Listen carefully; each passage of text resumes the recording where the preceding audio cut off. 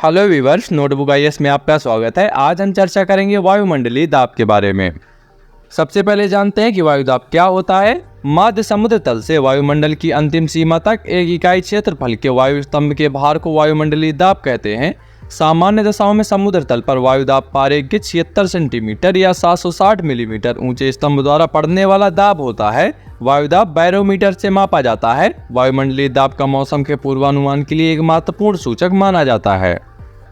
नजर डालते हैं इसके महत्वपूर्ण तथ्यों पर। वायुमंडलीय दाब की इकाई बार है। वायुमंडलीय दाब की इकाई बार है। एक बार बराबर 10 न्यूटन मीटर प्रति स्क्वायर होता है। वायु दाब को मिली बार तथा पास्कल में भी मापते हैं।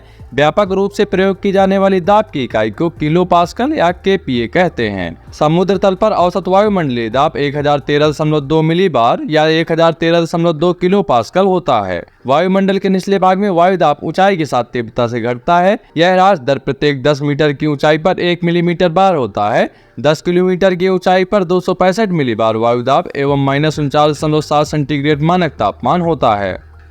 जान लेते हैं समदाब रेखा के बारे में। यह कल्पित रेखा जो समुद्र तल के बराबर घटाए हुए समान वायु दाब वाले स्थानों को मिलाती है समदाब रेखा यानी कि आइसोबार कहते हैं। वायु दाब को मानचित्र पर समदाब रेखा द्वारा दर्शाया जाता है। दूरी की प्रति इकाई पर दाब के घटने को दाब प्रवणता यानी कि प्रेशर ग्रेडियंट कहते हैं।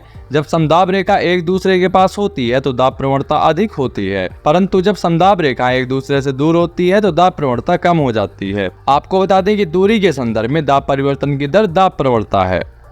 पृथ्वी के धरातल पर 4 वायु दाब कटिबंध है। पहला है विषुवत रेखीय निम्न वायु दाब। यह पेटी भूमध्य रेखा से 10 डिग्री उत्तरी तथा 10 डिग्री दक्षिणी अक्षांशों के बीच स्थित है। यहाँ सालों भर सूर्य की किरणें लंबवत पड़ती हैं, जिसके कारण तापमान हमेशा ऊंचा रहता है। इस कटिबंध में धरातलीय क्षैतिज पवनें नहीं चलती, बल्कि अधिक तापमान के कारण वायु हल्की होकर ऊपर को उठती है और संवहनीय धाराओं का जन्म होता है। इसलिए इस कटिबंध को शांत कटिबंध या डोलड्रम कहते हैं।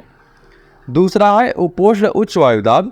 उत्तरी तथा दक्षिणी गोलार्ध में क्रमशः कर्क और मकर रेखाओं से 35 डिग्री अक्षांशों तक उच्च दाब पेटियां पाई जाती है।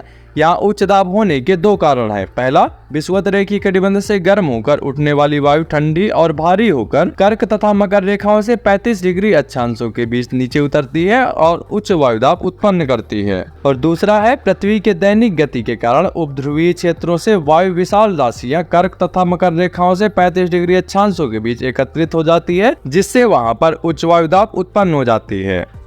तीसरा है उपध्रुवीय निम्न वायु दाब। 45 डिग्री उत्तरी तथा दक्षिणी अक्षांशों में क्रमशः आर्कटिक तथा अंटार्कटिक वृत्तों के बीच निम्न वायु भार की पेटियां पाई जाती हैं, जिसे उपध्रुवीय निम्न दाब पेटियां कहते हैं।